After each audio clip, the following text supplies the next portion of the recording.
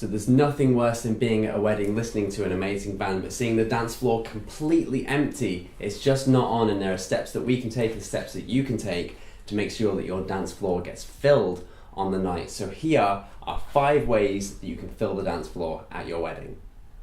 So at number 5, invite your guests onto the dance floor after the first dance. Now, you need to be really proactive when it comes to filling your dance floor. Don't leave it all up to the band or the entertainment that you've booked. There are steps that you can take, and this is one of the main ones. There was a wedding that I went to recently, and the bride and groom, they had their first dance, and as soon as the band had finished playing that first dance, they went off to the bar, and they killed the dance floor for the entire night. It was such a bad move. If they just stayed on for 1 or 2 songs, then all the guests would have gravitated towards them on the night. So be proactive. Everyone wants to celebrate and be with you. So if you're on the dance floor, your guests will be too. So at number 4, don't mess with the set list. As much as I know that you guys will want to, you'll be picking and choosing songs from the band set. I want you to play this first, I want you to play this last. You need to trust your band. They are professional dance floor fillers. That's what they do for a living. They will know exactly what song to play to get everyone up on the dance floor and to get things moving. So leave it well alone, stand back. Obviously you can make a request or 2 here and there, but try and be a bit hands off, and your dance floor will benefit for this. In at number 3, minimize the gaps between your band's sets. Now, a lot of bands will offer different kind of sets on the night. Some bands will offer maybe 3 40-minute sets, and most bands will offer a standard of 2 60-minute sets.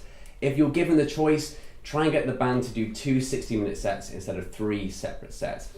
If you think about it, the hardest bit for a band is that initial moment, that first song when they have to get everyone on the dance floor. If you are making the band do that 3 times per night instead of 2, you're just making it much harder for them and much harder for your guests to actually get involved and get on the dance floor. So see if you can keep the band kind of running for a bit longer, minimize the gaps, and have a night filled with music and dancing.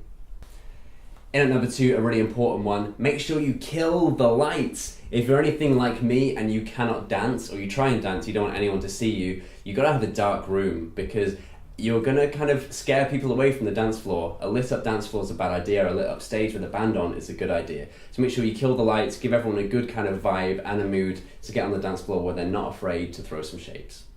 And in at number 1, probably the most important point, make sure that you book a professional band on your night. A professional band, they'll do this full time, they'll do this for a living, week in, week out. Their job is to fill dance floors. If you book a professional band, you know this is going to happen because they know all the ins and outs, they know how to work a room, they know exactly how to work your wedding night. So booking a professional band will go a long way into making sure that your dance floor gets filled. So for more tips and advice, make sure you like the channel, and obviously get in touch if you have any questions about anything that I've said. Thank you.